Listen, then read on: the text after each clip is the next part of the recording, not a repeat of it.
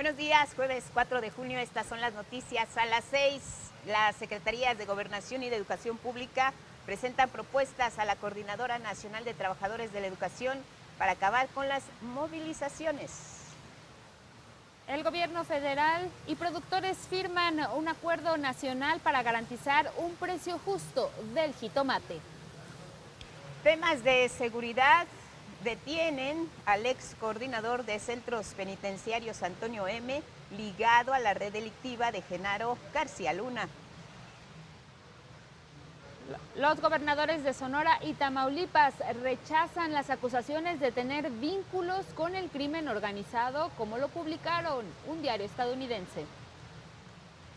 Y nos vamos a revisar el mundo porque miren, en la Cámara de Representantes de Estados Unidos se aprobó ya una iniciativa, importante paso que impide al presidente Donald Trump reiniciar los ataques contra Irán.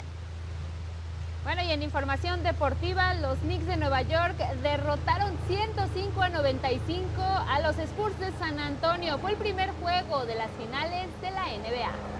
Así iniciamos, les damos la más cordial bienvenida a las 6. Estamos transmitiendo, como ustedes saben, en sedes alternas. Seguimos al aire en Canal 11, en 11 Noticias, para brindarle toda la información que necesita saber día a día. Hoy la Ciudad de México, Angie, pues bajo la lluvia. Así es, ¿cómo estás, Guadalupe? Buenos días, bienvenidas, bienvenidos en este jueves 4 de junio. En efecto, como ustedes saben, pues seguimos transmitiendo desde sedes alternas, principalmente porque el compromiso lo tenemos con el derecho a la información a las audiencias, y les agradecemos a todos los que nos siguen a través de Radio Instituto Politécnico Nacional 95.7 de FM, quienes ya nos siguen, quienes ya nos están escuchando, desde aquí les mandamos un saludo.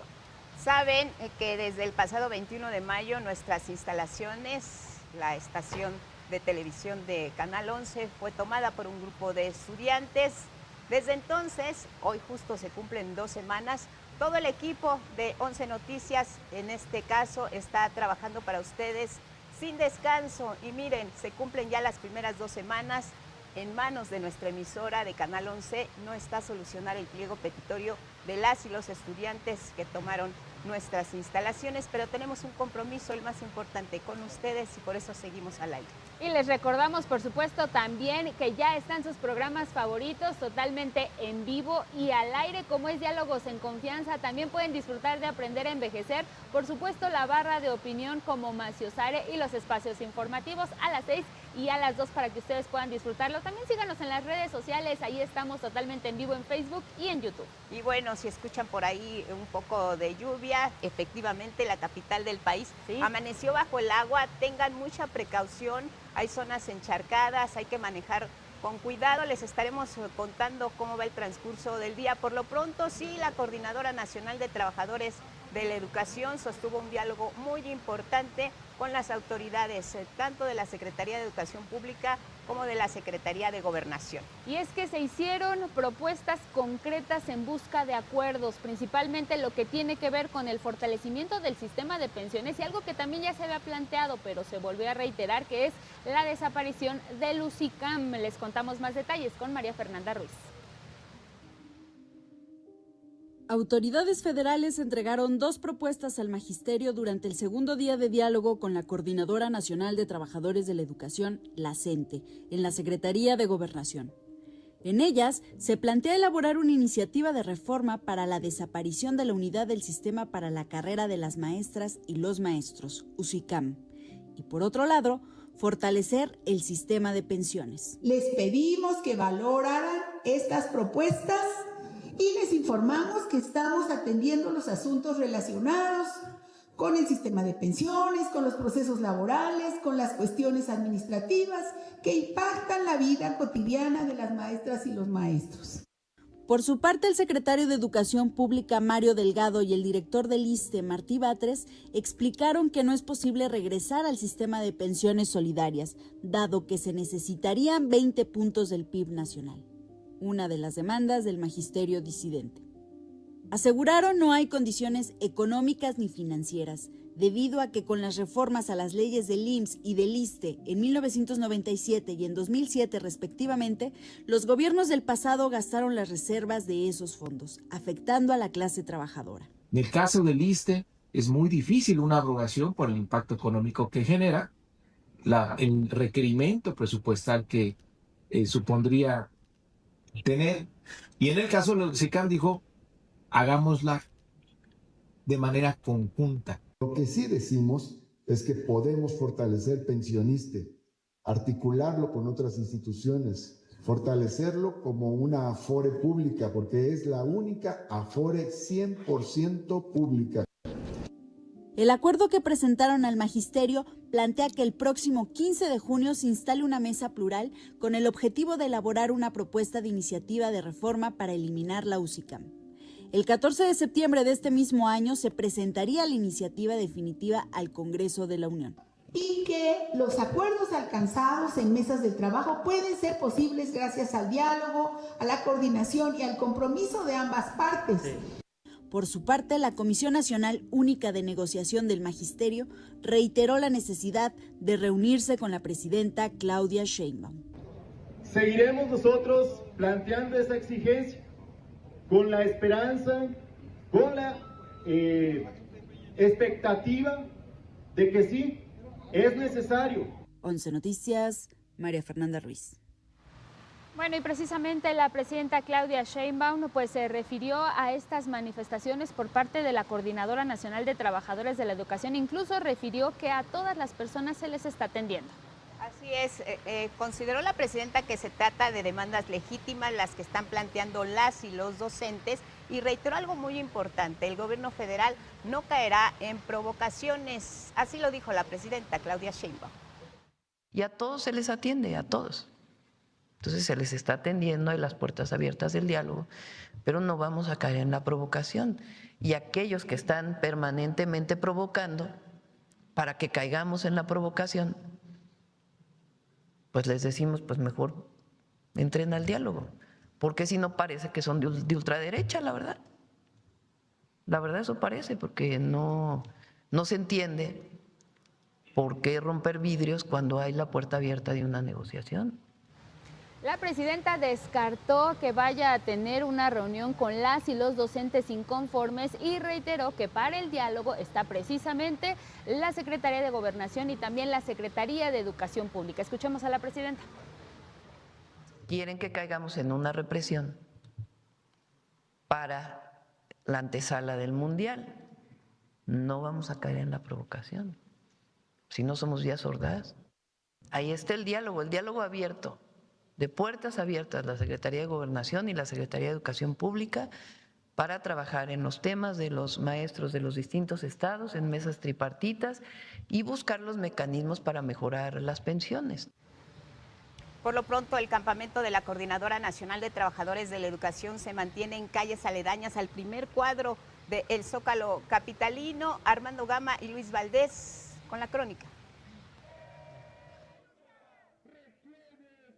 La Coordinadora Nacional de Trabajadores de la Educación, CENTE, cumplió la tercera jornada de huelga y de protestas que han afectado las actividades cotidianas de la Ciudad de México. Las y los maestros piden la abrogación de la ley del ISSSTE, la desaparición de las AFORES y un aumento de hasta 100% en salarios. En estas horas, los profesores disidentes ya marcharon y bloquearon Paseo de la Reforma, así como Insurgentes y varias calles del centro de la ciudad, en donde han montado su campamento.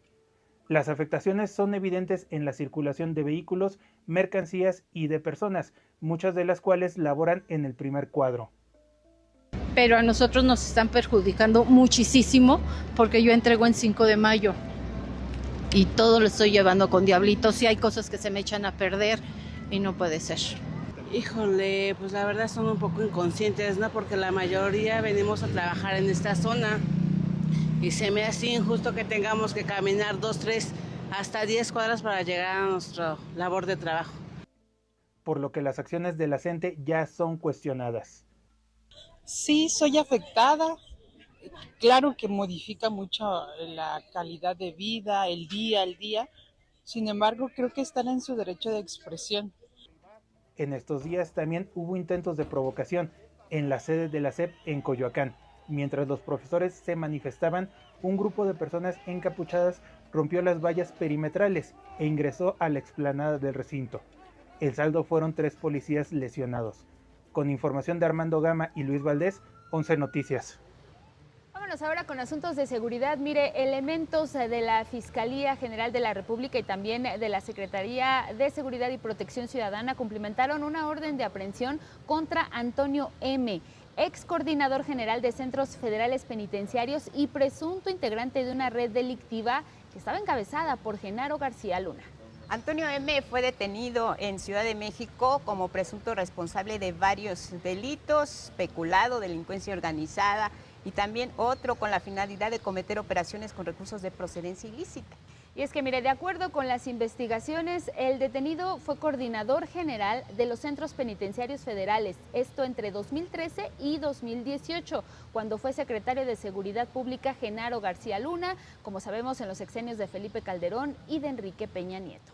Durante ese periodo había suscrito contratos fraudulentos para la construcción de 8 centros penitenciarios federales, con un daño al erario de más de 5,000 millones de pesos a través de contratos simulados y también empresas fachada.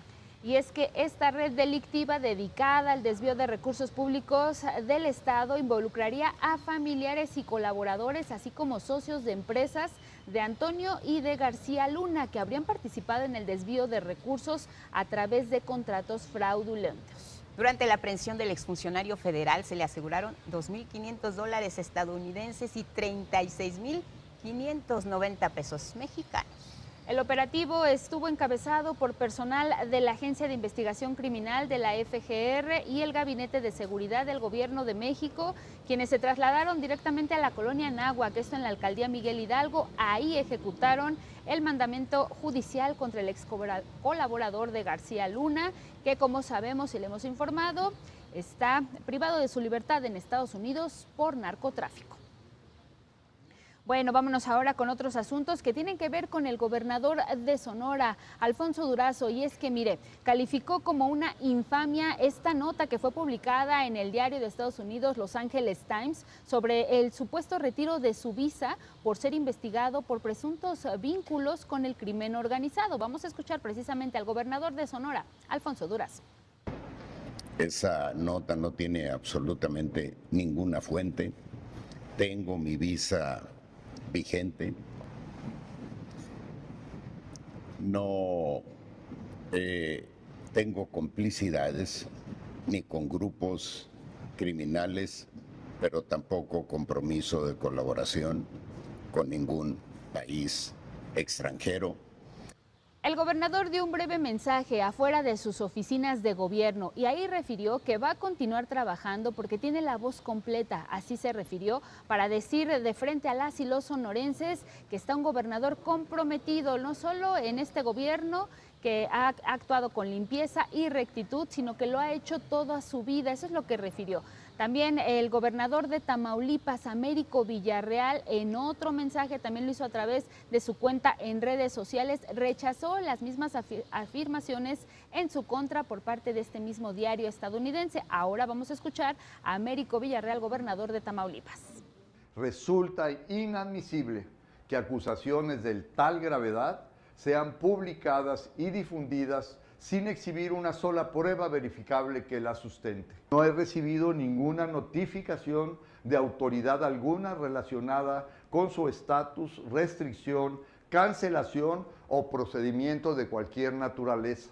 Tampoco he sido informado de investigación alguna en mi contra por parte de las autoridades de los Estados Unidos. Vino la respuesta de la presidenta Claudia Sheinbaum sobre estos señalamientos, diciendo que Estados Unidos siempre ha ocupado el tema del narcotráfico como una excusa para atacar a México y para incidir, sí, en los asuntos internos que tienen que ver con nuestro país. Afirmó que el Estado mexicano está combatiendo directamente a la delincuencia organizada y los resultados están a la vista: reducción de homicidios dolosos y más de 50,000 generadores de violencia han sido detenidos. Así lo afirmó la presidenta Claudia Sheinbaum. Leí aquí hace unos días las memorias de Miguel de la Madrid. O sea, desde entonces, y lo dice él mismo en sus memorias, el narcotráfico va a ser un pretexto, así lo dice, para influir en México. Siempre ha sido una presión. No se nos puede decir que no estamos actuando. Tan estamos actuando que los homicidios dolosos en nuestro sexenio disminuyeron en 49%. Al mismo tiempo, la presidenta Claudia Sheinbaum cuestionó las solicitudes de extradición por parte de la Fiscalía de Estados Unidos contra 10 personajes que están en funciones allá en Sinaloa, algunos de ellos también ya en retiro. Lo que la presidenta dijo es que no existe un precedente de una acción como esta por parte de las autoridades estadounidenses. Vamos a escuchar a la presidenta. Si realmente es un asunto jurídico, si realmente es un asunto de querer pacificar a México, si realmente es un asunto que tiene que ver con delincuencia organizada, o hay otros intereses, como la elección de Estados Unidos en noviembre o la elección que vamos a tener el próximo año. Y sobre esta publicación del diario Los Angeles Times, que había señalado que se retiraron los visados a los gobernadores tanto de Sonora como de Tamaulipas, la respuesta de la presidenta fue en este sentido. Ellos tienen que aclarar, pero antier o ayer lo dije, ¿no? O sea, qué intención con quitar la visa y además hacerlo público para decirle a los mexicanos, aguas, aguas, te van a quitar la visa. O sea, hay que estar tranquilos. Lo que debe de haber, dijo la presidenta Claudia Sheinbaum, es cooperación, diálogo y respeto también entre ambos países. Por ello reiteró que México no busca confrontación con el gobierno de Washington. Bueno, y en ese mismo sentido reapareció el expresidente Andrés Manuel López Obrador y lo hizo para defender la soberanía nacional y también manifestar su respaldo a la presidenta Claudia Sheinbaum. Esto ante los señalamientos de Estados Unidos que ha hecho contra nuestro país en los últimos días, particularmente en materia de seguridad. El presidente López Obrador lo hizo a través de un comunicado. Sostuvo que las críticas provenientes de funcionarios estadounidenses no responden, dijo, a un interés real por combatir el tráfico de drogas, sino a intereses político-electorales. Es un texto que publicó a través de sus redes sociales. Ahí aseveró que son algunos funcionarios de ese país quienes buscan debilitar a Morena y así fortalecer a la oposición de derecha en México. Incluso acusó que Estados Unidos busca recuperar la influencia que, de acuerdo con su visión, se mantuvo en administraciones anteriores. En el documento de 5 páginas, el ex jefe del Ejecutivo aseguró que existe la intención de presentar a México como responsable de los problemas internos de Estados Unidos con mira a los próximos comicios en ese país. Miren, les vamos a compartir una cita específica. Confían en que podrán engañar de nuevo a muchos ciudadanos estadounidenses con la táctica propagandística hitleriana de repetir mentiras con miras a las próximas elecciones de noviembre para seguir culpando a México de todos y cada uno de sus males, es lo que escribió el expresidente. Ante ello, López Obrador reconoció el desempeño de la presidenta Claudia Sheinbaum, a quien calificó como una mandataria eficiente, responsable, prudente y respetuosa. Ella aseguró que es la mejor presidenta de México en este tiempo. López Obrador también criticó la actuación del presidente de Estados Unidos, Donald Trump, desde su llegada a la Casa Blanca y recordó que durante el periodo en que ambos coincidieron como mandatarios, que fue entre 2018 y 2021, se resolvieron conflictos mediante el diálogo argumentado y sin confrontación. Según relató en este documento publicado en redes sociales, el presidente dice que a pesar de las diferencias entre ambos gobiernos, Donald Trump nunca habló mal de los mexicanos, no mencionó el muro, tampoco impuso aranceles o impuestos a los envíos de remesas, dijo que incluso aceptó no incluir el petróleo de México en el TEMEC por respeto a la soberanía energética nacional. Incluso López Obrador reveló que en más de una ocasión el presidente de Estados Unidos le consultó sobre la posibilidad de catalogar a los cárteles como organizaciones terroristas y aseguró López Obrador que le recomendó no tomar esa decisión y que posteriormente Trump descartó esa medida. También destacó que era tan buena la relación de ambas naciones que cuando elementos de la DEA fabricaron un expediente, y esto lo dice entre comillas, y detuvieron al exsecretario de Defensa Salvador Cienfuegos, Trump permitió a México revisar las pruebas y fue cuando se demostró, dijo, que se trataba de una represalia política contra la Secretaría de Marina. En este escrito, López Obrador consideró que la forma de gobernar de Donald Trump en este segundo mandato se debe a que no ejerce su liderazgo de manera directa, sino que depende de sus asesores, a quienes incluso calificó como inexpertos, sentidos y fanáticos, así lo dijo.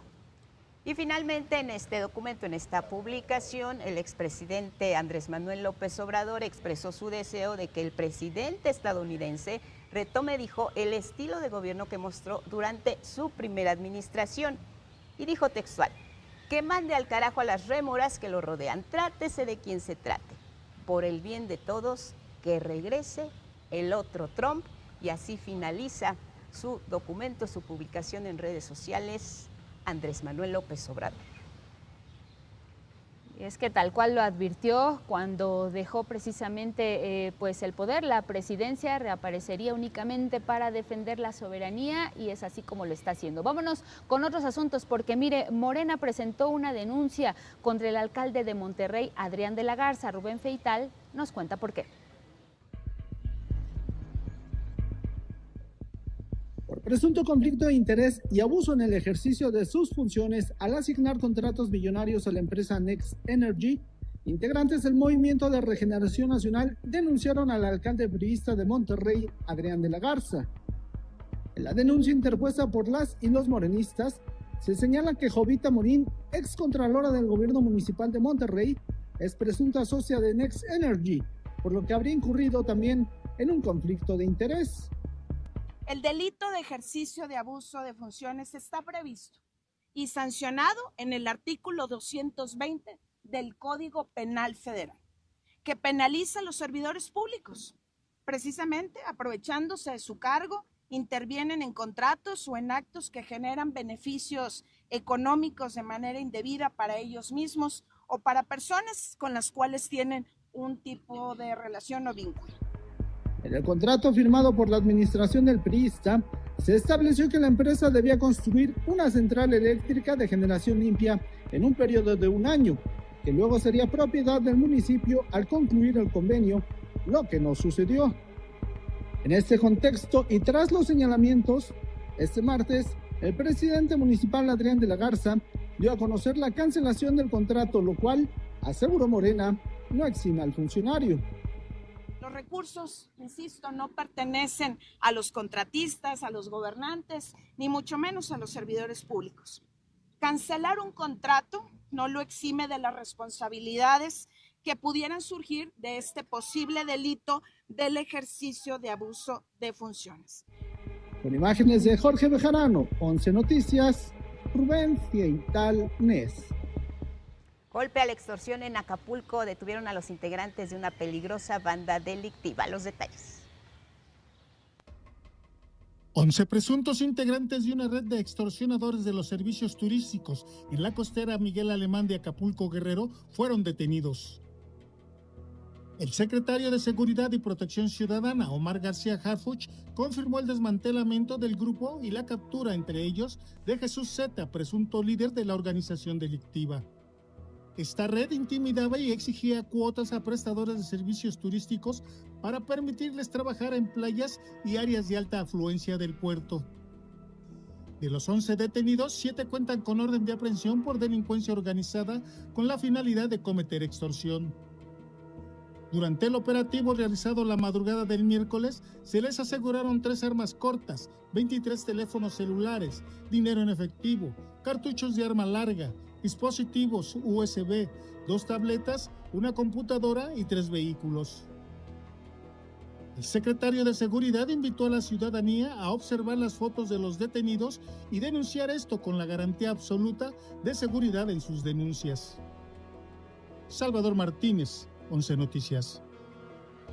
Vamos a cambiar completamente de tema. Mire, ya le adelantábamos más temprano, se firmó el Acuerdo Nacional para la Producción, Abasto, Comercialización y sobre todo precio justo del jitomate. Es un convenio que va a permitir trabajar de manera más estrecha la Presidencia de la República, diversas dependencias federales, comercializadoras, centrales de abasto, tiendas de autoservicio, pero sobre todo está sumando a 12,000 productoras y productores de todo el país. A ellos es a quienes va dirigido precisamente este acuerdo. Y si nos vamos a revisar los números, miren, 3.7 millones de toneladas de jitomate al año son las que se están cosechando. La mitad de ese producto se va al extranjero, es de exportación, y todo esto se siembra en 50,000 hectáreas. La presidenta Claudia Sheinbaum destacó que se trata de apoyar a las y los productores del campo mexicano. Su compromiso sí es con ellos, pero también para vigilar que haya un precio justo del jitomate.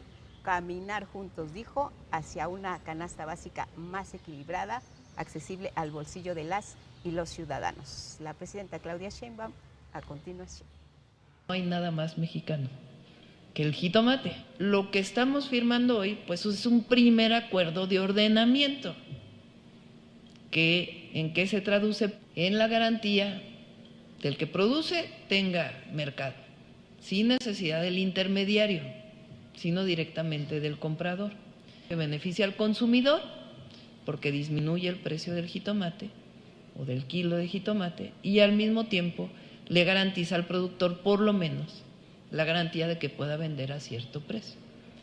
Y mire, un acuerdo robusto que no solo busca capacitar a productoras y productores, sino también acompañar técnicamente para lograr cosechas más exitosas. Mire, la importancia de todo esto es que este acuerdo también está dirigido a un proyecto de largo plazo, porque en este país se enfrentan todo tipo de climas, desde heladas hasta plagas. La titular de la Secretaría de Agricultura, Columba López, destacó la relevancia de fortalecer mediante este acuerdo a la planta productiva y al sector agrícola. También Profeco lo que hizo es que refirió que va a vigilar que en los puntos de venta haya precios justos. Vamos a escuchar precisamente a la Secretaria de Agricultura, Columba López. Tenemos grandes problemas con el clima, con las heladas, con plagas, enfermedades que hicieron que se presionara mucho la cadena del jitomate. Derecho de réplica, miren, va a ser un ejercicio muy importante por parte del gobierno federal para aclarar todas las fake news, toda la serie de mentiras, hay que decirlo así, que se publican en distintos medios de comunicación. Inició el primer ejercicio a cargo de Luisa María Alcalde, consejera jurídica de la presidencia. Ella habla de por qué fue creado este mecanismo. Creado para poder aclarar las noticias falsas que se difunden tanto en medios de comunicación como en redes sociales, diario, semanalmente. Y ahí estuvo uno de los primeros temas para aclararse, la situación del IMSS Bienestar, su situación financiera. El diario Reforma publicó una nota al respecto el 31 de mayo. Alejandro Schwartz, quien es director del IMSS Bienestar, estuvo ahí en Palacio Nacional, dijo que el diario se basó en un reporte parcial de un auditor que desmintió la información. Vamos a ver y escuchar. El auditor no encontró ninguna irregularidad ni deficiencia. Y miren, otra nota que también se precisó es que se habló de la supuesta caída de la economía, esto en el estado de Sinaloa. La cifra que se señaló fue de 35%. La titular estatal de Coparmex, Marta Elena Reyes, en entrevista con Azucena Uresti, habló al respecto y Luisa María Alcalde respondió de esta manera en este ejercicio jurídico de derecho de réplica. INEGI, periodo cuarto trimestre de 2025, resultado: Sinaloa registró un crecimiento económico de 4.2%. Posición nacional, cuarta entidad federativa con mayor crecimiento económico. Tampoco, dijo, se perdieron 38,000 empleos allá en Sinaloa, como lo habrían señalado la titular de Coparmex. Al contrario, dijo, se creció 0.9%. Sobre la nota de Los Angeles Times, sobre el retiro de los visados a los gobernadores de Sonora y Tamaulipas, también fue muy explícita. Luisa María Alcalde señaló que no se plantean acciones legales, sino exhibir las intenciones de este medio. Los Angeles Times, así lo dijo. De lo que se trata es de exhibir, en todo caso, la intención o preguntarse cuál es la intención atrás de este medio de cualquier otro que difunden estas noticias falsas.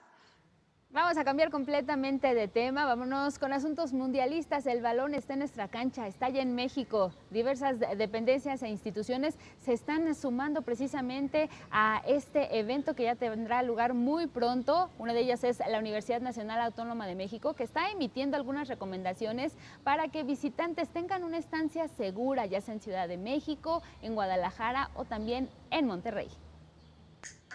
Eran alrededor de 5.5 millones de personas que acudan a este mundial. Entonces, esta cantidad de gente hace que haya una movilidad a través de 3 países con un ecosistema propio para una transmisión de enfermedades infecciosas sobre todo. Por ejemplo, el sarampión, dengue u otras enfermedades virales. La defensa deberá preparar una estrategia en 3 fases. La primera debe ser un blindaje. Es recomendable que los extranjeros acudan con sus médicos de cabecera o algún centro especializado en su país si es que van a venir a México, porque está documentado con evidencia científica que acudir a una consulta preventiva con personal especializado disminuye en 78% el riesgo asociado a un evento de salud del viaje. Un botiquín de viaje, repelentes de insectos, medicamentos de uso crónico con recetas médicas digitalizadas o traducidas. Es importante contemplar en el botiquín de viaje medicamentos contra la fiebre y para la inflamación, analgésicos de primera línea, un protector solar dermatológico de amplio espectro es importante, condones. Su viaje. En la página de la Clínica de Atención Preventiva del Viajero de la UNAM pueden encontrar una lista de recomendaciones antes, durante y después del viaje. Con imágenes de Cristian Aguilar, 11 Noticias, Judith Hernández. Estamos a 7 días de que inicie ya la justa mundialista y por ello hoy vamos a recordar a un jugador que nació en Marruecos. Fue en 1933. Nos referimos a Jos Fontaine, considerado uno de los mejores futbolistas.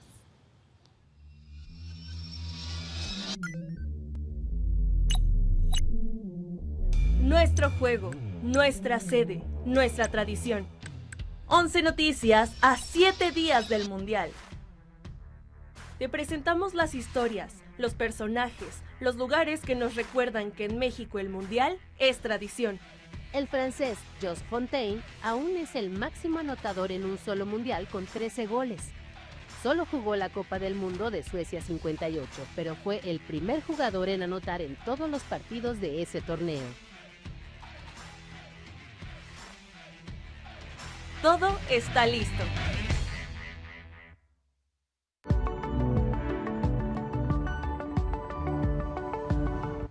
Buenos días, Juan Pablo San Esteban, con la información deportiva. Adelante. Hola, Juan Pablo. Hola, Lupita, Angie. Muy contento de saludarlas. Muy buen día para todas y todos. Así es, vamos a los deportes porque este miércoles ya se realizó a puerta abierta el primer entrenamiento de la selección de Sudáfrica, que bueno, estará en la inauguración el próximo 11 de junio. El equipo africano convivió con los y las aficionadas, estuvo en la Universidad del Fútbol y entrenó en el Estadio Hidalgo de Pachuca. Vamos a ver la historia. El mundial se acerca cada vez más y en Pachuca la fiebre mundialista ya se siente. Y es que la llegada de la selección de Sudáfrica, que eligió a la Bella Airosa como su sede de entrenamiento durante la Copa del Mundo, ha comenzado a contagiar el ambiente mundialista entre la afición hidalguense. Los Bafana Bafana, rival de México en el partido inaugural del mundial, realizaron un entrenamiento a puerta abierta en el Estadio Hidalgo, donde cerca de 6,000 aficionados se dieron cita para ver al conjunto africano en una jornada que acercó el mundial a los hidalguenses. Me parece muy interesante que hayan escogido Pachuca, ¿no?, como base de entrenamiento. Pues aquí traemos la bubucela, a ver si podemos verlos un ratito. Entre bubucelas, banderas, playeras y cánticos, los aficionados disfrutaron de una experiencia poco común. Para muchos fue la oportunidad de acercarse a una selección mundialista y comenzar a respirar el ambiente de la Copa del Mundo. la verdad es algo importante, porque bueno, para los que no tenemos la oportunidad de ir al Mundial, de asistir al Mundial, bueno, es la oportunidad perfecta para esta situación, ¿no? Y más, como usted menciona, es el rival directo y más que nada para la inauguración del Mundial. Sobre la cancha del Estadio Hidalgo, el equipo africano trabajó bajo las órdenes del técnico Hugo Broos, quien ha devuelto a Sudáfrica a una Copa del Mundo después de 16 años de ausencia. La última vez que los Bafana Bafana disputaron el torneo fue en el 2010, cuando fueron los anfitriones. Entre sus principales figuras destaca el capitán y guardameta Ronwen Williams, referente del equipo nacional y uno de los jugadores más importantes del plantel. Tras más de 60 partidos con su selección, en el ataque los reflectores apuntan a Lily Roster, delantero del Burnley de Inglaterra y una de las principales armas ofensivas del conjunto africano. Fue un entrenamiento especial para la afición hidalguense, que por un día pudo convertirse en los ojos de la selección mexicana y analizar de cerca al rival del partido inaugural. Tras observar la práctica, esto fue lo que nos contaron sobre el equipo africano. Se ve un equipo ágil, rápido, tienen buena técnica y bueno, se ve que no va a ser tan sencillo enfrentar a Sudáfrica. ¿Cuánto cree que quede después de ver este entrenamiento México ante Sudáfrica? Yo creo que 1 o 2-0, favor México. También entre los presentes destacó Luis Roberto, quien presumió su playera de Sudáfrica y un autógrafo de Shabalala. Pues la manera de festejar, yo creo que su festejo es el mágico, tal vez, de él, y pues bueno, su manera de festejar yo creo que es lo que más recuerdo del jugador. Así Pachuca comienza a vivir su propio ambiente mundialista, una ciudad que durante las próximas semanas será el hogar de Sudáfrica. 11 Noticias, Vianey Zárate. Y bueno, en más información, esta noche desde Toluca la selección mexicana de fútbol enfrentará a Serbia. Este es el último rival antes del arranque del Mundial. El partido está programado a las 8 de la noche, donde bueno, Javier Aguirre ya podrá tener al 11 inicial con el que jugará la inauguración de la Copa del Mundo. En otra información, el América anunció que el técnico Andrés Jardiné dejó de ser el entrenador. El brasileño tuvo diferencias en cuanto a los fichajes y las bajas de algunos jugadores. Se va con 5 títulos en Liga MX, el campeón de campeones y la Supercopa de la Liga MX 2024. Y en las finales de la NBA, los Knicks de Nueva York pegaron primero y derrotaron 105-95 a los Spurs de San Antonio en el juego 1 de las finales. Jalen Brunson con 30 puntos fue el mejor de la quinteta neoyorquina, y aunque Víctor Wembanyama contribuyó con 26 puntos, no pudo evitar que su equipo cayera en casa. El próximo juego, el juego 2 este viernes, otra vez en San Antonio. Por último, los atletas mexicanos subcampeones del mundo, Uciel Muñoz de impulso de bala y Eric Portillo de salto de altura, entrarán en acción este jueves en la fecha de la Diamond League que tendrá lugar en Roma. Esta es la información deportiva. Angie, Lupita, muy buen día.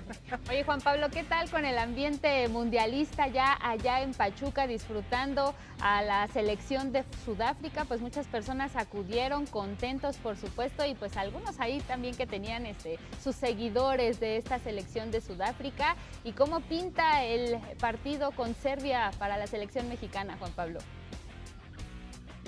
Así es, Angie. Bueno, primero sí lo de Shabalala, ¿no? Que también se hizo famoso por aquel 2010. Escuchábamos también aficionadas, pues bueno, es como la cercanía que van a tener en Pachuca en cuanto a la Copa del Mundo realizada en nuestro país. La verdad es que sí, bueno, pues muy contentas y contentos ahí. Y bueno, para el partido de hoy, lo veníamos hablando aquí también a las 6 durante varios noticieros, era en qué momento Javier Aguirre va a tener definida la alineación titular, ¿no? Sí. Parece que hoy, bueno, es la última prueba y ya veremos lo más cercano a lo que presentará el 11 de junio a la 1 de la tarde en el Estadio Ciudad de México. Oye, Juanpa, sí se les quiere mucho a los Bafana Bafana, pero les vamos a ganar, ¿no? Les tenemos que ganar. ¿A quién hay que marcar? ¿Sobre quién hay que tener puesta la mira para desarrollar un partido que satisfaga a toda la afición? Que bueno, tenemos el apoyo por ser locales, pero queremos un gran partido y queremos goles. Así es, justo lo mencionas, Lupita. O sea, el problema aquí es más que marcar, es que el equipo mexicano funcione sobre todo al ataque, ¿no? Que es algo de lo que ha fallado últimamente. Digamos que están sólidos en medio campo, están sólidos en defensa, en la central, pero les ha costado mucho generar situaciones de gol. Si te doy un dato un poco contundente, México ha inaugurado muchas copas del mundo y en ninguna ha podido sacar los 3 puntos. Entonces, bueno, ojalá que esta sea, ¿no? Ojalá, mira, así, vamos a estar así. Faltan 8 días, Juanpa, para esto. Gracias, Juan Estamos Pablo. muy cerca. Abrazo, buenos Bonito días. día. Gracias. Abrazo. Seguimos. Bueno, vámonos ahora con otra información que tiene que ver con la donación de sangre en México, porque está avanzando de manera positiva. Así es altruismo total el donar sangre. Hay ciertos requisitos, no todas las personas lo podemos hacer. Mi compañera Araceli Aranday nos cuenta más. En México, del total de las donaciones de sangre que se realizan, solo el 8% es de forma altruista.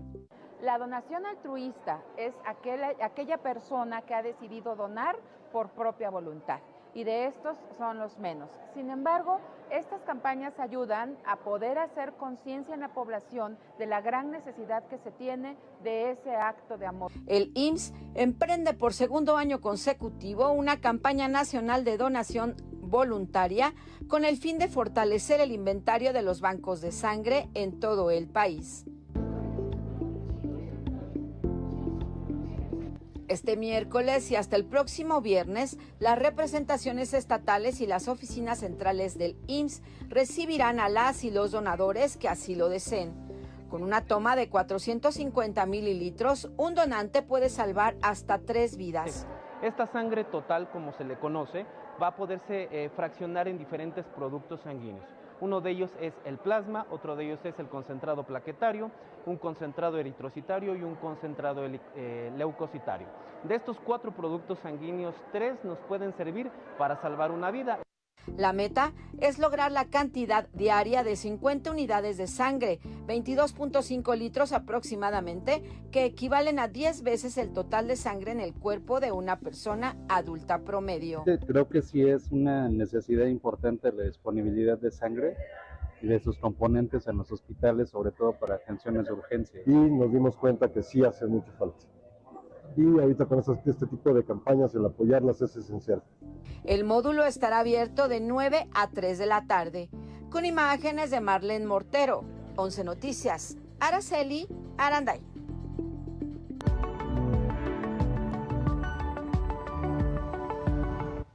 Tiempo de la cultura, nos enlazamos contigo, Miguel de la Cruz. ¿Cómo estás? Buenos días. Hola, Miguel. Muy bien, buenos días, un gusto estar en contacto. Pues vamos a la información cultural. Les cuento, hay ahora mismo en cartelera una obra que es ejemplo de inclusión y acceso. Esto es en el detalle en la siguiente historia. Un andamio se alza como enorme montaña. Sus entrañas tubulares cumplen la función narrativa de casa, negocio o edificio. Son soporte y guía para actrices y actores ciegos de la obra Odio que los abrazos no duren más de 4 horas. Le decíamos a Juan Carlos, es como nuestro examen profesional, ¿no? Creo que aquí ponemos en juego muchas cosas, muchos retos personales, emotivamente, afectivamente. Escenificación de 5 relatos sobre autómatas condenados a revivir sus penas de amor. Es autómata porque está repitiendo constantemente la historia de desamor en la que viven, como que se quedaron estancados ahí. No han podido soltar a ese amor que los abandonó y entonces están anclados en esa historia. La obra de la compañía Teatro Ciego MX tuvo un nuevo reto: ampliar su alcance con un montaje accesible a distintos públicos. Por eso en el escenario cada persona tiene un intérprete en lengua de señas. Hubo capacitaciones al personal de atención a público y adecuaciones al teatro. Hay zona preferente para comunidad ciega, para comunidad sorda, para personas de talla baja, una zona preferente de fácil salida para público con algún tipo de neurodivergencia. Odio que los abrazos no duren más de 4 horas tiene funciones de jueves a domingo hasta el 5 de julio en el Teatro Julio Castillo. 11 Noticias, Mauricio Romo. Bueno, y en más información, un ajuar funerario con espejos, amuletos y pendientes fue encontrado en la zona arqueológica de Matarilla, en Egipto. Es la primera vez que se encuentran vestigios de este tipo con piedras semipreciosas y oro. También se descubrieron piedras calizas con descripciones jeroglíficas. Y 160 piezas del Fondo Universitario de Arte de los Pueblos Originarios, resguardado en el Centro Cultural Universitario Tlatelolco, por primera vez viajaron a Beijing, China, para exhibirse ahí como parte de la exposición Mesoamérica Antigua, Naturaleza y Arte, muestra que se podrá ver hasta el mes de noviembre. Y a 51 años de su estreno en cines, la película Falso Movimiento ha sido retirada en canales de difusión y plataformas después de que su protagonista Natasha Kinski pidiera por varios años al director Wim Wenders que la retirara por contener una escena de ella sexualizada a los 13 años. El anuncio fue hecho por el propio cineasta al recibir el premio a la trayectoria del cine alemán. Bueno, vámonos al libro del día. Es Principio, Medio, Fin, de Valeria Luiselli, editado por Feltrinelli. Este libro en voz de su autor. ¿Qué es este libro? Principio, Medio, Fin es una novela que habla de varias preguntas. Una de ellas, una fundamental, es por supuesto ¿qué es un principio? ¿En qué constituye empezar? En cada principio hay algo que se acaba de romper y debido a lo cual también tenemos que volver a empezar. Hacía tiempo que no publicaba, pero no hacía tiempo que no escribía. No solo estuve escribiendo este libro estos últimos 6 años, sino que terminé un manuscrito que se llama Fuerza de la Resonancia, pero es un manuscrito que se va a publicar en el año 2114. Se publicará y se leerá. Ya veremos. Es rarísimo pensar que nadie que yo conozco va a leer ese libro, salvo tal vez mi hija menor, que tiene solo 4 años y que tendrá 90 y tantos entonces. Bueno, y leo con el 11, avanzamos 141 páginas de la novela Génesis de un desastre de Carla Montalvo, editado por Hachette. El X de hoy es nada menos que de la autora y dice: es interesante leer las citas que las y los lectores seleccionan conforme avanzan en Leo con el 11. Me doy cuenta en cuáles coinciden y noto los intereses, gustos o mirada peculiares de quienes seleccionan citas distintas, es ir acompañando diversas lecturas. Pocas veces hemos tenido la participación así de los autores. En este caso, Carla Montalvo hizo el favor de enviarnos uno de varios X. Muchas gracias. Bueno, y hoy se cumplen 101 años del nacimiento del poeta peruano Nico Méndez Santa Cruz. En su honor, el poema del día: si es orgullo o si es torpeza, mi modo de ser celebro, lo tomado lo reintegro, pago favor con favor, y si negro es mi color, de ser como soy, me alegro. Quien lo solicite lo comparto completo por X, @Miguel D, solo la D, L.A. Cruz. Hasta aquí, Cultura. Bueno, pues qué alegría también nos da recuperar nuestras piezas arqueológicas, Miguel, pero también compartirlas con el mundo, que esto de los viajes itinerantes de nuestras cultura prehispánica también nos hace sentirnos muy orgullosos. Sí, desde luego, poder mostrar lo que es parte de nosotros, claro, y que habla de nuestros antepasados y que lleguen hasta China es algo muy meritorio. Y mira qué cultura es la de China, que tienen también mucho que compartir. Cierto, alguien en un Cervantino mencionaba eso, que países como China, India, México comparten eso, tener una historia milenaria muy nutrida detrás de los tiempos presentes. Así es. Oye, Miguel, esto que nos compartías de cómo ha sido retirada esta película de Falso Movimiento, pues a petición de la protagonista por pues tener algunas escenas sexualizadas cuando ella tenía tan solo 13 años. Es importante que después de tanto tiempo que, como lo mencionabas, lo pidió, pues por fin ha sido retirada de donde se estaba exhibiendo. Sí, tiene razón, es un tema que da para la reflexión, es decir, estamos viviendo tiempos distintos.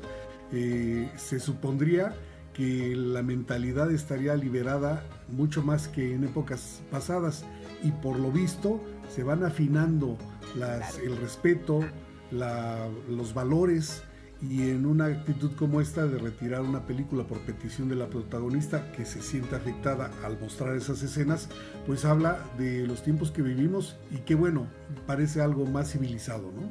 Eso. Miguel, gracias.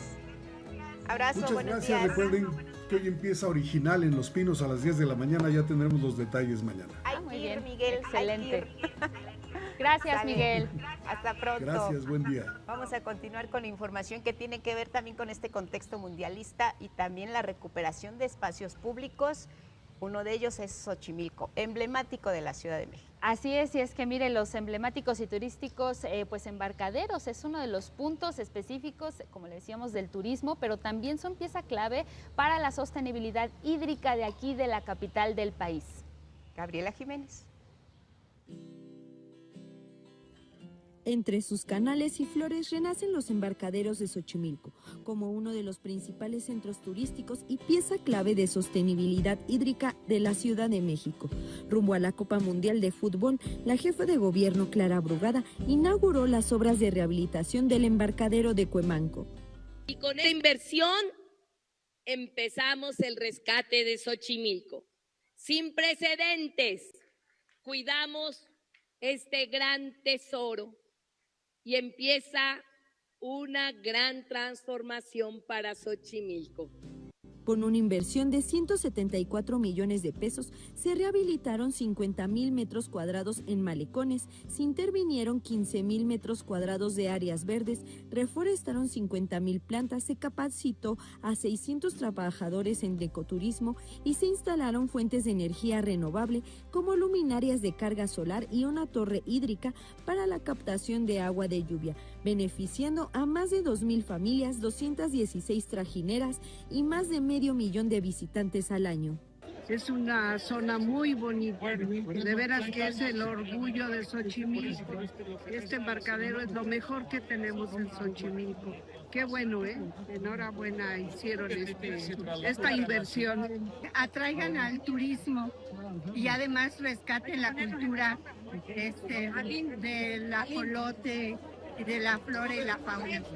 Como parte del rescate a este patrimonio natural de la humanidad desde hace 40 años, la jefa de gobierno, Clara Brugada, anunció un plan para detener la descarga de drenaje en los 200 kilómetros de canales de Xochimilco. Tenemos que detener de manera prioritaria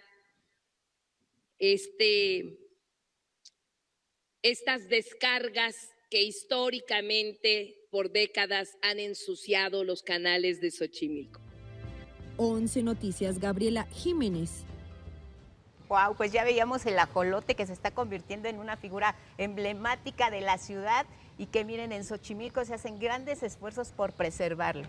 Así es, importante lo que está ocurriendo aquí en la Ciudad de México, pero mire, es momento de irnos a una pausa, le invitamos a que se quede con nosotros. Todavía tenemos muchos temas, por supuesto, que abordar, particularmente la situación en Cuba, pero vamos y regresamos.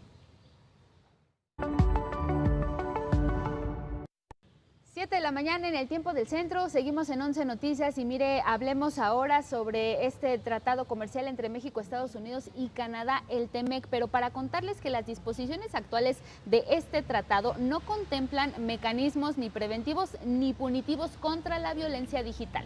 Por ello, algunas organizaciones civiles piden modificaciones que garanticen el acceso a la justicia de las víctimas, como nos cuenta mi compañera Azucena Rangel. Grupos de la sociedad civil firmaron un manifiesto para pedir la regulación del entorno digital en el marco de la revisión del Tratado Comercial entre México, Estados Unidos y Canadá. Hoy nos convoca un acuerdo comercial que ha ignorado las necesidades y derechos de las personas usuarias de las grandes plataformas, prioriza los servicios comerciales en el entorno digital y además pasa por encima de los derechos fundamentales de diferentes sectores. De acuerdo con el documento, el capítulo 19 del tratado, que corresponde a comercio digital, antepone los intereses comerciales por encima de los derechos de la ciudadanía que usa plataformas digitales. Hay un peligro real de que si las cosas se mantienen como están, se pueda cimentar una impunidad, una opacidad y una extraterritorialidad que ponga en riesgo los derechos humanos de los y las mexicanos. Académicos y activistas impulsoras de este manifiesto alertaron que mientras no exista una disposición expresa que indique que las empresas propietarias de las plataformas tecnológicas se deben someter a la jurisdicción de aquellos países que son integrantes, hay un riesgo hacia las víctimas de violencia digital, ya que las empresas no están obligadas a proteger sus derechos o apoyar para que puedan acceder a la justicia. Mientras no veamos que este es un problema estructural y extraterritorial que requiere acciones bilaterales y globales, nunca vamos a aspirar a terminar con el problema de raíz. Defender los derechos humanos en los tratados digitales nos beneficia a ambos países. Por lo cual, hicieron un llamado a autoridades federales para que se incluya dentro del TEMEC la protección de los derechos de las personas usuarias de las plataformas, así como un acuerdo de colaboración para la erradicación de la violencia en medios digitales. La propuesta es eliminar la inmunidad total de las empresas para establecer una inmunidad condicionada. La responsabilidad solo es exigible en casos de violación de normas de orden público. No se imponen obligaciones genéricas de clasificación de contenido ni se otorgan facultades de censura previa. Este manifiesto fue firmado por la Red de Defensoras Digitales, la Barra Mexicana de Abogados y el Programa de Estudios sobre Democracia, Justicia y Sociedad de la UNAM. Asimismo, durante la presentación del acuerdo estuvieron presentes senadoras, así como la subsecretaria por una vida libre de violencia, Ingrid Gómez. 11 Noticias, Azucena Rangel.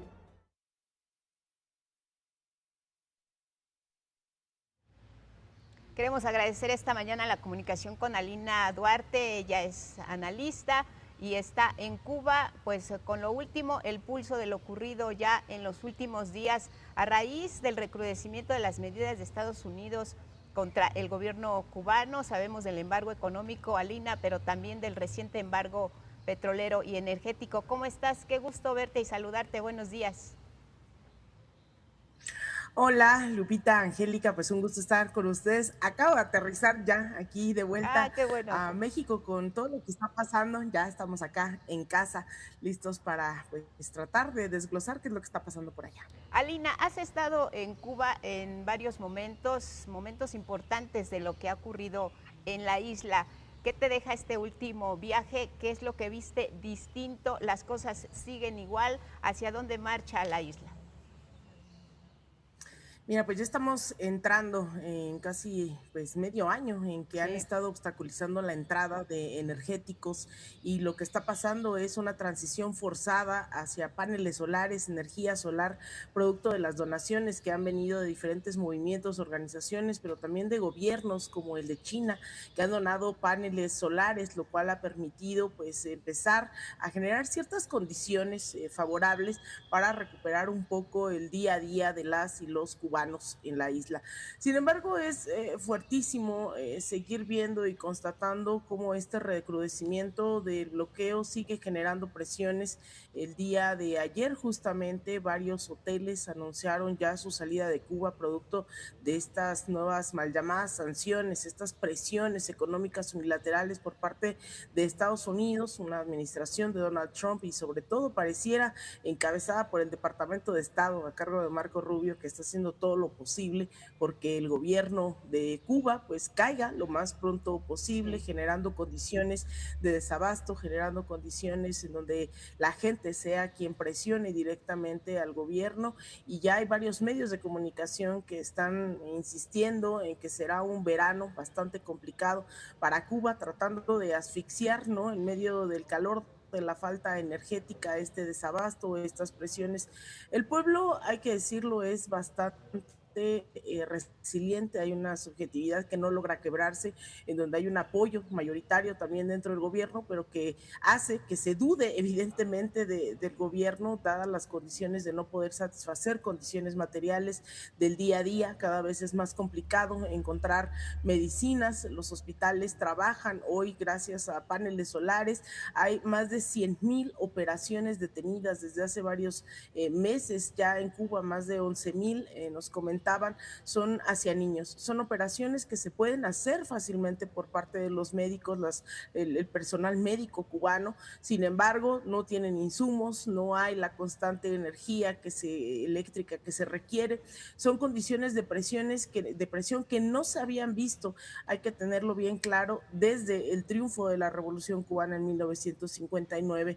Ni siquiera cuenta la gente, cuenta funcionarios, cuentan pues miembros de diferentes organizaciones, ni siquiera en el llamado periodo especial, que es cuando la Unión Soviética, el campo socialista cae y se viene con ello también una crisis económica en Cuba. Ni siquiera en ese momento de la década de los 90 se sintió esta presión, esta asfixia tremenda que hoy se tiene en Cuba. Entonces son condiciones bastante complicadas, y también decir que el apoyo al gobierno de México, el agradecimiento sobre todo al gobierno de la presidenta Claudia Sheinbaum y a los miles que han mandado también medicinas, alimentos, es constante, es notable, es permanente también en esa isla. Ese agradecimiento, como bien lo mencionas, Alina. Ahora mencionabas y hacías referencia pues a la salida de estas cadenas hoteleras, y pues sabemos que Cuba sobrevive gracias también al turismo, muy importante.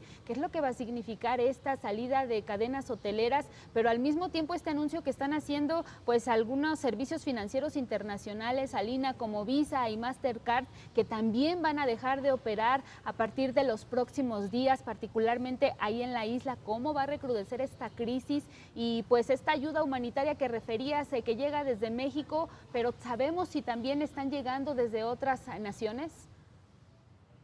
Mira, el tema primero de las donaciones, sí, ha habido miles de toneladas, por ejemplo, de arroz donadas por el gobierno de China, sobre todo organizaciones, movimientos populares de América Latina.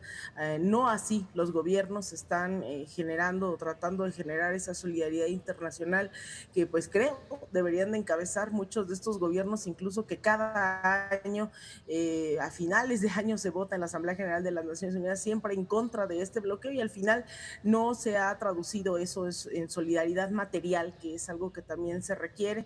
En cambio, insistir, ha sido el gobierno de México quien de manera constante sigue mandando insumos, ¿no?, a la isla, sobre todo alimentos, que es lo que está llegando.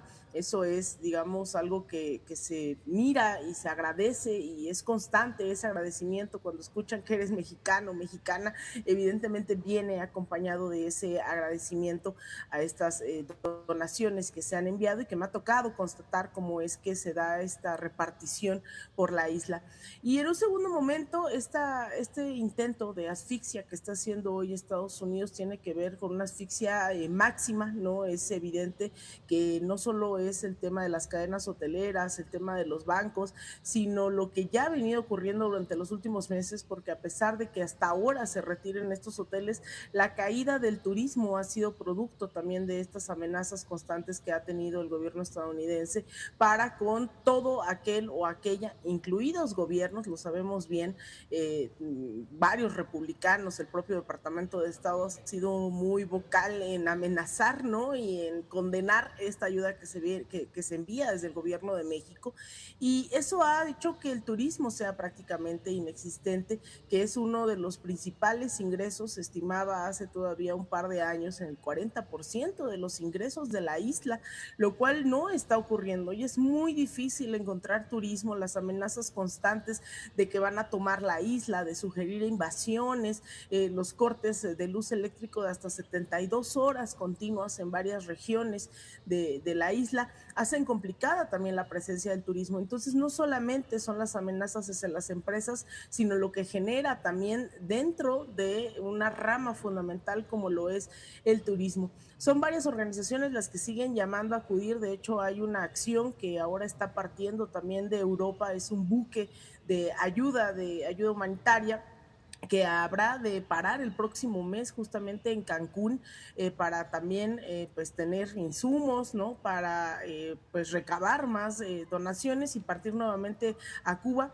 Como estas acciones son las que constantemente se están viendo por parte de partidos políticos, ¿no?, europeos, América Latina está, pero es impensable que esto pueda sostenerse si no se acaba con este bloqueo, si no se acaba con esta asfixia, y cerraría diciendo que estas presiones económicas pues espera que sean mayores de cara a los comicios electorales que se habrán de tener en noviembre en Estados Unidos, y que de hecho también pues es el mismo mensaje que da la presidenta Claudia Sheinbaum. El fin de semana va totalmente ligado lo que está pasando en Cuba, lo que pasa en Irán, lo que pasa en Venezuela, ¿no? Es decir, estas presiones también tienen connotaciones electorales, haciendo creerle al electorado estadounidense que tiene que continuar el gobierno de Donald Trump, un gobierno republicano, para sostener pues estas acciones bélicas. Entonces hay que conectar también esos puntos porque las presiones en México también tienen esos mismos orígenes. Claro, Estados Unidos, Salina, quiere continuidad en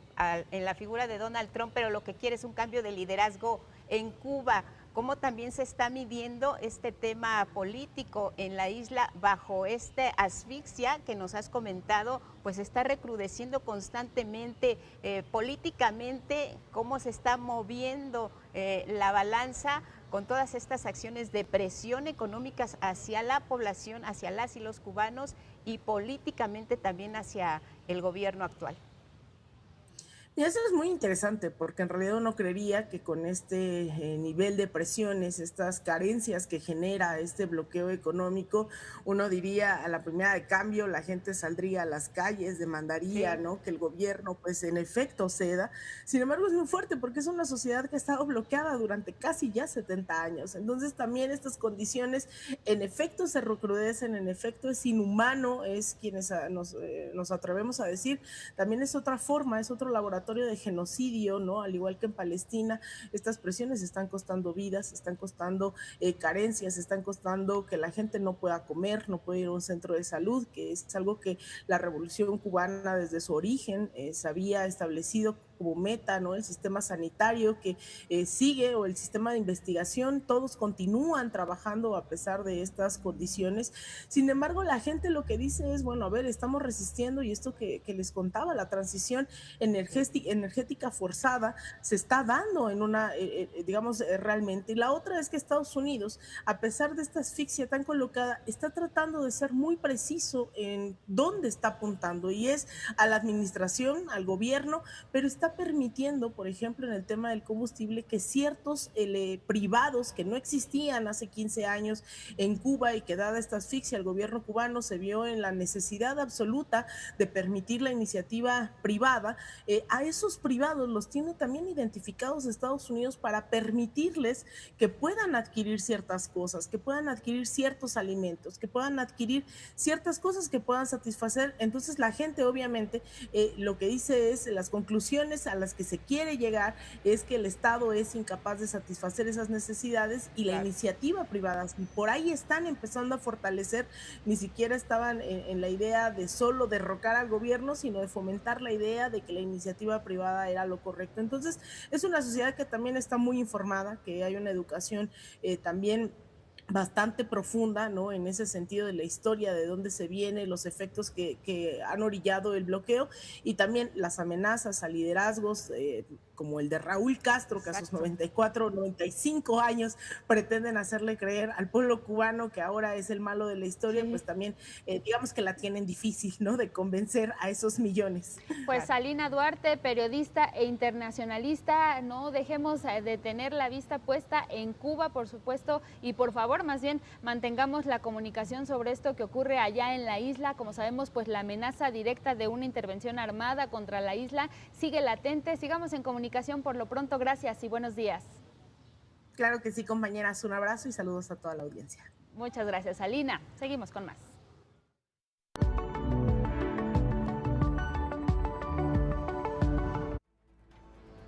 Bueno, pues la situación en Cuba no es ajena a lo que está ocurriendo en gran parte del mundo por este predominio, por esta hegemonía del gobierno de los Estados Unidos. Y ya veíamos, falta poco para las elecciones intermedias, está en juego el Congreso. Si el presidente Donald Trump pierde el Congreso, pierde gran parte de lo que viene siendo pues este segundo mandato. Y sobre todo lo que también está en juego pues es América Latina, Guadalupe, porque sabemos que así como lo acabamos de hablar, está Cuba, pero también está Colombia, acaban de tener sus elecciones, muchas cosas se están moviendo, viene una segunda vuelta, pero de cualquier manera es importante ver lo que está pasando también en América Latina y la manera en la que Estados Unidos pues está opinando y tratando de tener esta injerencia sobre los países. Por lo pronto, pues nos vamos contigo, Ediberto Martínez. ¿Cómo estás? Buenos días.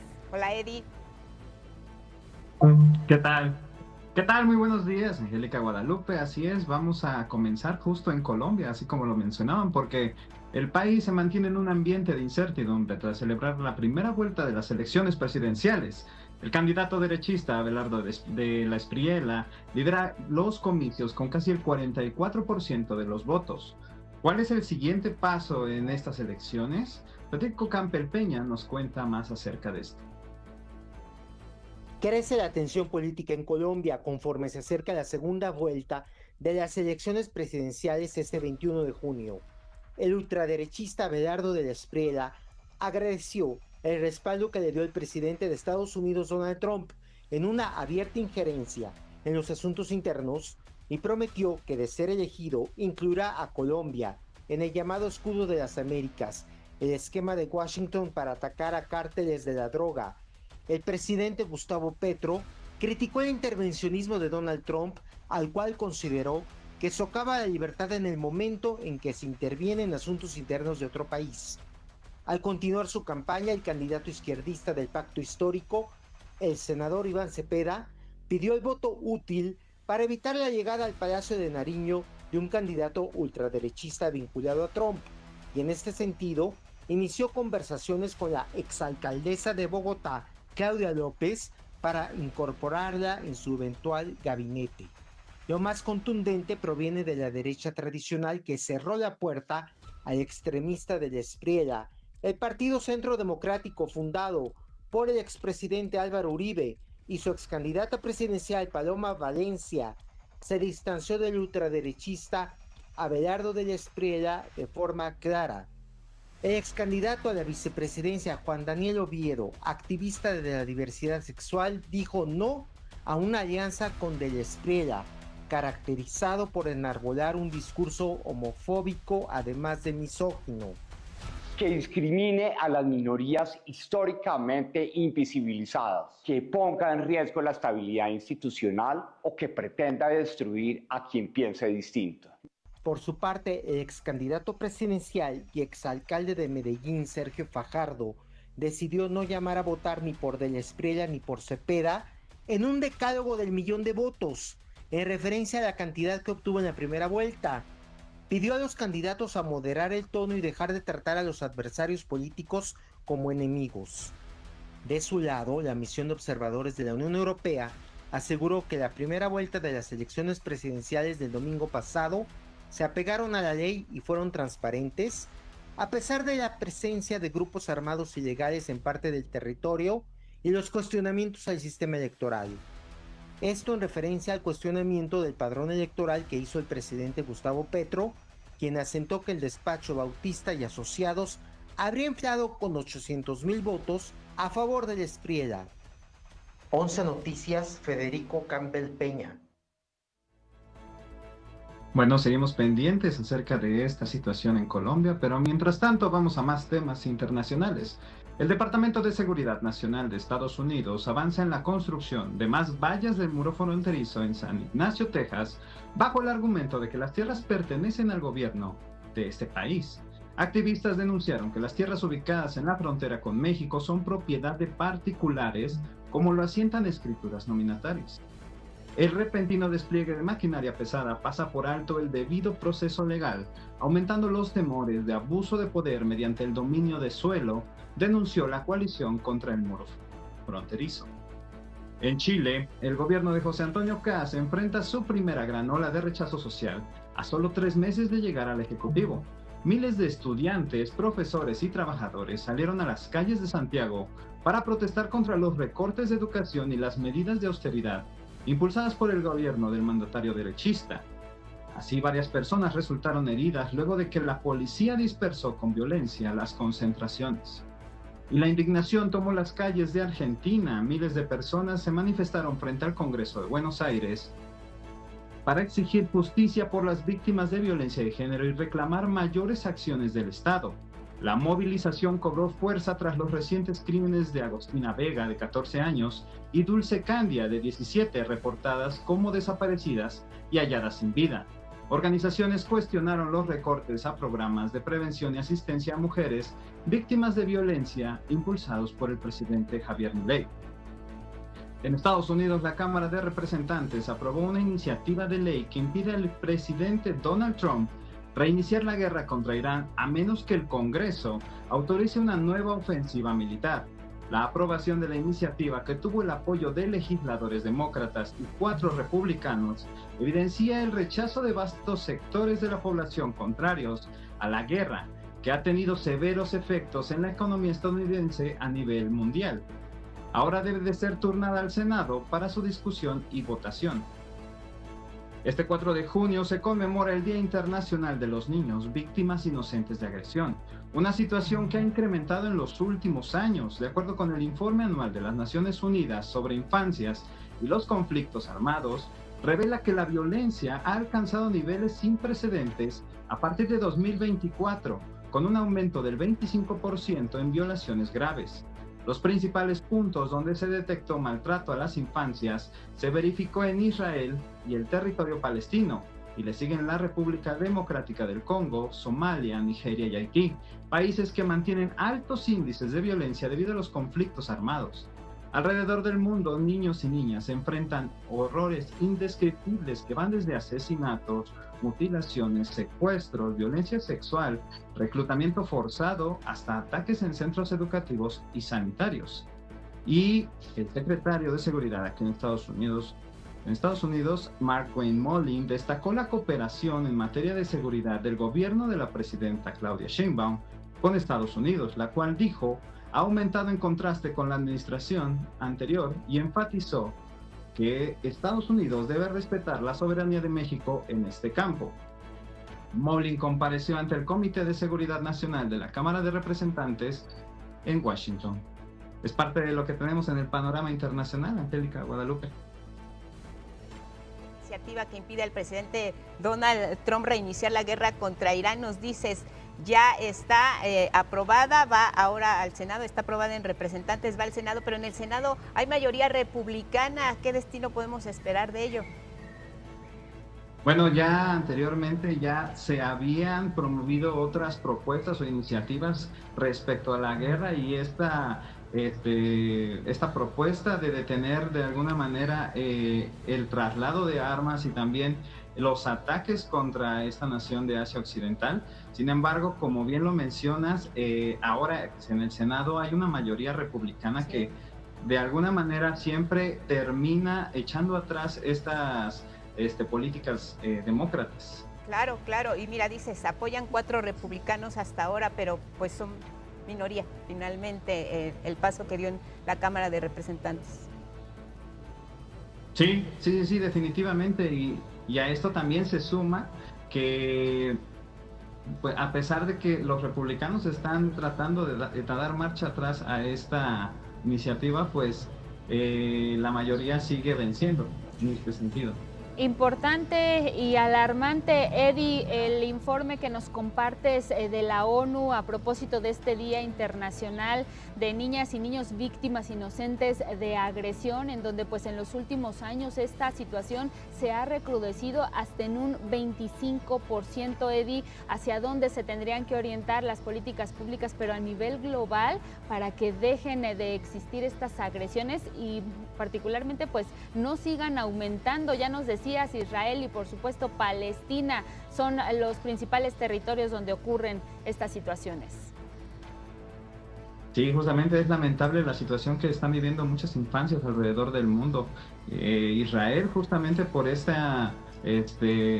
asedio por parte de su ejército contra el pueblo palestino, pues es donde se marca más las cifras, donde hay demasiado recrudecimiento por parte de ataques contra niñas y niños que finalmente pues no tienen la culpa de lo que está ocurriendo en cuanto a estos conflictos, ¿no? Y por otro lado también en América Latina de repente vemos que Fuerzas Armadas también realizan este tipo de reclutamientos forzosos, entonces pues sí, las infancias como tal, bien lo dice el informe, son el futuro, la nueva generación. Sin embargo, con este tipo de problemas que están ocurriendo a nivel mundial, que tienen que ver con conflictos y establecimientos armados, pues es muy difícil que la educación sea una prioridad, el trato, el cuidado y la salud también sean una prioridad. El interés superior de la niñez. Gracias, Eddie. Te vemos pronto. Claro que sí, que tengan excelente día. Gracias, Heriberto Martínez. Vamos a continuar hablando. Miren, ya dejó de llover aquí en Ciudad de México, está amaneciendo a esta hora 7:27 en la hora del centro, pero hay encharcamientos, la vialidad seguramente complicada, tomen sus precauciones. ¿Qué tormenta la de ayer? Incluso tormenta eléctrica. En varias alcaldías se reportaban estos tremendos truenos y el agua, por supuesto, que no dejó de caer. La Secretaría de Gestión Integral del Agua atendió inundaciones en Iztapalapa, Miguel Hidalgo, Venustiano Carranza, también en Iztacalco y en Xochimilco, encharcamientos en avenidas importantes. Protección Civil atendió eso, pero los bomberos atendieron la caída de al menos 3 árboles en Venustiano Carranza, en Milpalta y también en Benito Juárez.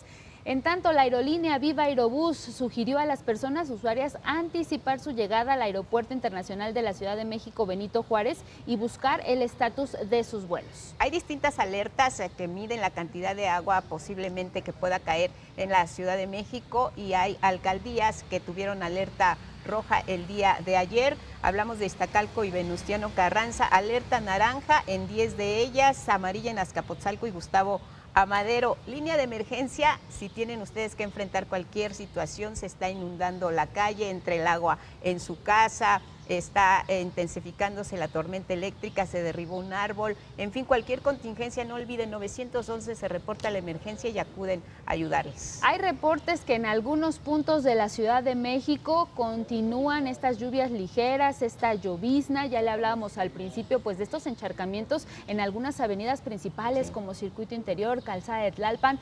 Tómelo en cuenta, de cualquier manera, cualquier situación específica se la estaremos reportando. Y por lo pronto nos vamos con más información.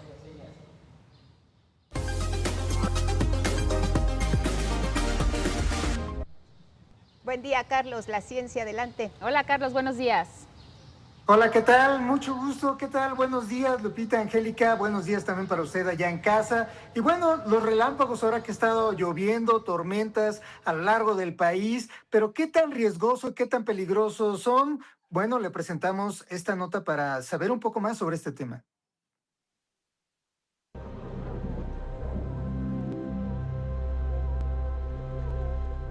Saber si un rayo puede caer 2 veces en un mismo sitio resulta insignificante al compararse con algo más serio y real: los riesgos asociados a estas descargas. Por ejemplo, ¿cuántos mexicanos mueren por un relámpago? Esto se lo preguntó Alejandro Jaramillo, del Instituto de Investigaciones Geofísicas y Cambio Climático de la UNAM. En este caso, por ejemplo, un rayo, pero esa componente, que es la parte física, viene acompañada de una componente y es: ¿existe o no existe condiciones sociales que favorezcan de que una vez caiga ese rayo pueda afectar a la sociedad? Luego de 3 años de trabajo y más de 100,000 localidades estudiadas, los datos mostraron un patrón. Lo que puedo comentar es que los municipios con mayor riesgo están en el Estado de México, porque ahí se conjugan altos niveles de actividad eléctrica, muchos días al año con rayos. Fueron los municipios de Villa Victoria, San Felipe del Progreso, Ixtlahuaca y Toluca donde se concentraron los fallecimientos debido a estas descargas eléctricas naturales, con 30, 27, 23 y 22 eventos respectivamente. Durante el periodo estudiado, el Estado de México tuvo en total 539 fallecimientos, seguido por Oaxaca con 206, Michoacán con 168 y Guerrero con 133. La mayoría de las víctimas fueron hombres jóvenes que laboraban en el campo. Cifras que son más graves de lo que parecen. Si tú miras las cifras de muertes por ciclones tropicales en un periodo de 10 años, un ciclón tropical, impacta, genera muchísimo daño, mata a una cantidad considerable de personas, pero si tú sumas en México cuántas personas mueren en la misma década por rayos, la cifra es muy parecida en número de muertes. Tal vez es tiempo de empezar a considerar un programa de refugios contra relámpagos en estos municipios. Pero mientras eso llega, se puede acceder a este mapa en versión digital que muestra cómo es una estimación del riesgo municipio por municipio en México. 11 Noticias, Carlos Guevara Casas. Y bueno, millones de gatos duermen en sofás, recorren jardines y acompañan a sus dueños sin saber que podrían ayudar a resolver uno de los mayores desafíos de la medicina, entender cómo envejece el cerebro humano. Un estudio publicado en la revista Biology Open revela que los gatos domésticos desarrollan cambios cerebrales muy parecidos a los de los seres humanos con el paso de los años. El equipo de investigación analizó la esperanza de vida y el desarrollo felino y utilizaron un modelo para poderlos comparar con los de los seres humanos. Los resultados indican que los gatos experimentan procesos de envejecimiento que permitirían estudiar el desarrollo cognitivo y las enfermedades neurodegenerativas en las personas. Y bueno, en otro tema, para muchos de nosotros, el día comienza con el aroma de una taza de café, que de acuerdo con una nueva investigación podría hacer más que despejar el sueño matinal. Un estudio publicado en la revista Nature Communications descubrió que el consumo habitual de café modifica a la comunidad de microorganismos que habita en el intestino, que conocemos también como microbiota, y que estos cambios podrían influir en el funcionamiento del cerebro y del sistema inmunitario. Observaron que tanto el consumo de café a partir de una taza por día se asocia con diferencias en las bacterias intestinales benéficas y en una mejor memoria, estado de ánimo y menor inflamación. Parte del vínculo entre el sistema digestivo y el cerebro, por si alguna vez le dicen que piensa con el estómago, pues sí es verdad, tomar café nos ayuda a pensar un poco mejor. Y bueno, cerramos con una invitación para este fin de semana para quienes viven en la Ciudad de México. En la primera sección de Chapultepec se realizarán diversas actividades por el Día Mundial de los Océanos. Habrá charlas, conferencias, talleres, experiencias inmersivas, una serie de alternativas para que las personas valoren mucho más la biodiversidad, estos ecosistemas y la riqueza presente en México a partir de las 10 de la mañana, actividades completamente gratuitas, la programación completa, si usted quiere revisarla, está en el sitio de la Comisión Nacional de Áreas Protegidas, www.conamp.gov.mx. Y hasta aquí la información de ciencia y tecnología en 11 Lab a las 6, tantito después. Oye, Carlos, primero nos asustas con esta situación de los rayos, de los relámpagos, esas cifras que nos das de los fallecimientos por estos fenómenos o este fenómeno. Y después la ventaja o la buena noticia es que hay un mapa digital en donde se puede consultar los municipios con mayor riesgo de estos relámpagos. Así es. Si ustedes entran a la red del Instituto de Geofísica y Cambio Climático de la UNAM, ahí se puede consultar ahí podemos consultar este mapa de la caída de riesgos. Es importante señalar que son los lugares, son los municipios donde la gente muere más por estos riesgos, no necesariamente donde caen más relámpagos. Es decir, puede haber un municipio donde caigan muchísimos relámpagos, pero ahí no hay tantas muertes. Lo que nos informaba este especialista, Alejandro, es que el factor social es fundamental, como suele ocurrir con todos los desastres naturales. Un fenómeno natural está ahí sin ocurrir nada, pero son las condiciones sociales las que llevan a que se convierta en una tragedia. Y eso es lo que ha ocurrido con los relámpagos. En estas zonas donde hay una gran cantidad de personas que laboran en áreas abiertas durante la época de tormentas, que es casi la mitad del año, es donde ocurren estos procesos. Nos mencionaba que en Estados Unidos también hay muertes por caída de rayos, pero son en personas que hacen actividades recreativas. Es decir, lo que estamos viendo, además la tasa de mortalidad es mucho menor.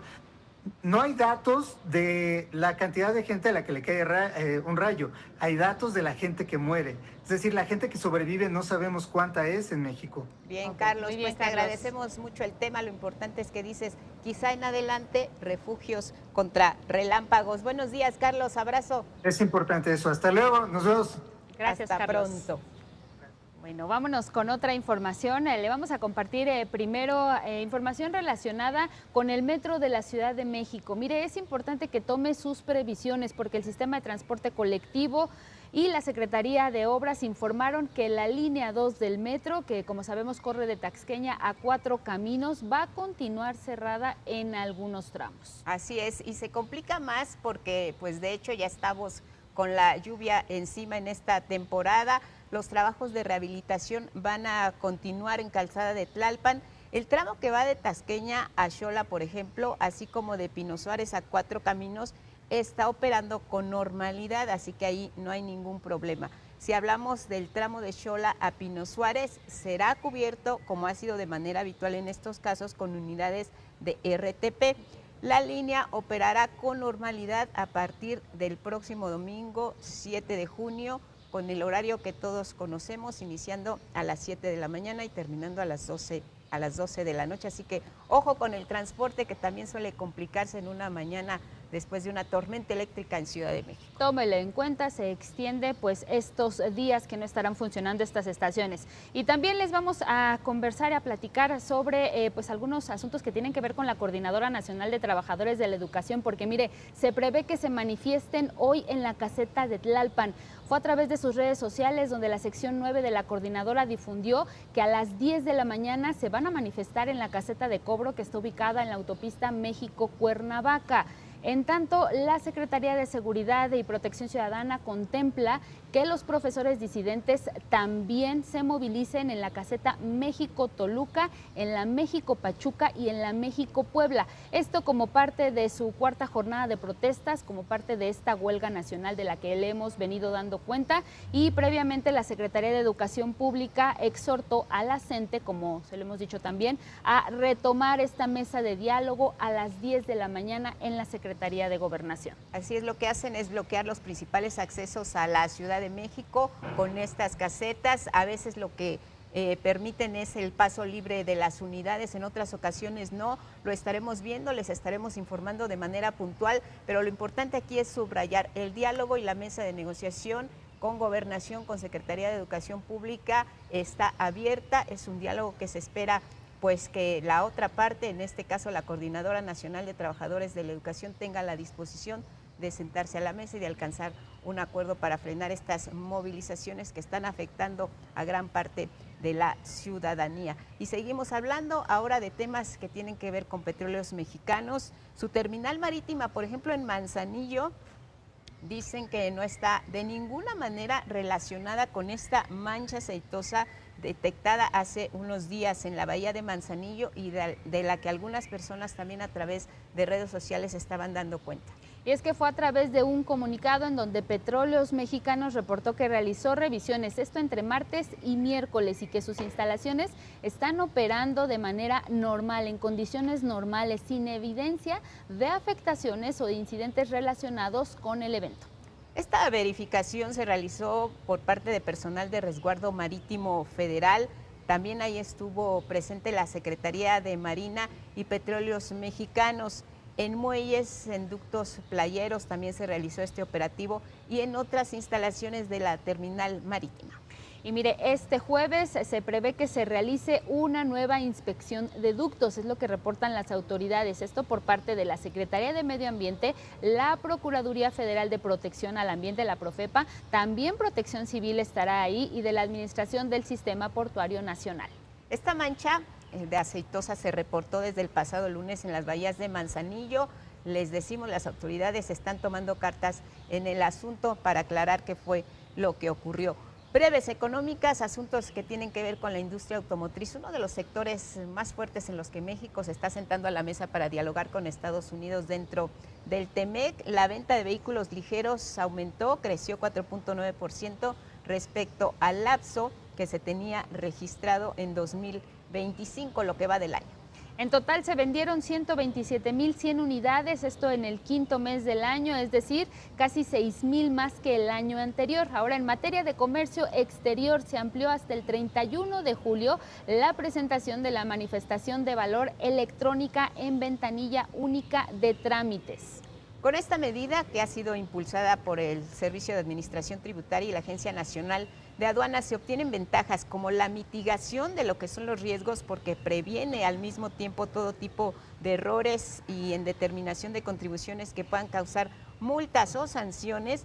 revisiones más ágiles, se facilita y se agiliza la inspección de autoridades aduaneras y otra ventaja es la reducción de los costos operativos. Vamos a hablar ahora de fútbol, pero de la parte económica. Mira, el valor económico del fútbol se estima en 0.16% del PIB. Esto de acuerdo con datos de Banamex, en donde refieren que el fútbol profesional en 2024 generó más de 52,000 millones de pesos y se estima que el mundial aporte un crecimiento de 0.1 puntos porcentuales a la economía mexicana.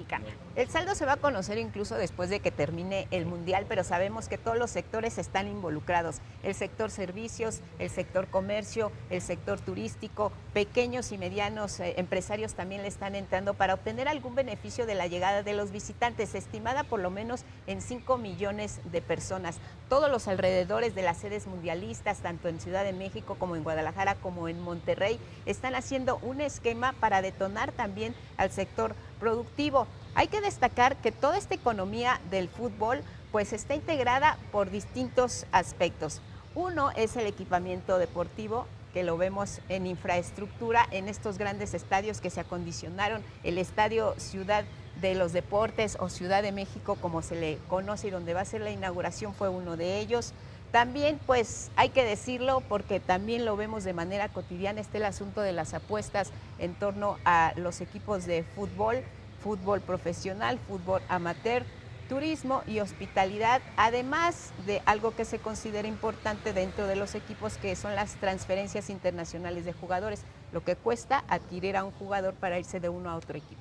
Bueno, vámonos ahora con asuntos electorales, porque mire, el Instituto Nacional Electoral convocó a casi 2.5 millones de coahuilenses a acudir a las urnas este domingo 7 de junio. Y lo hace para elegir al Congreso local. Van a ser electas 25 diputaciones, 16 de mayoría relativa y 9 más de representación proporcional. Bueno, nos vamos ahora a Palacio Nacional y después continuaremos nuestra programación habitual.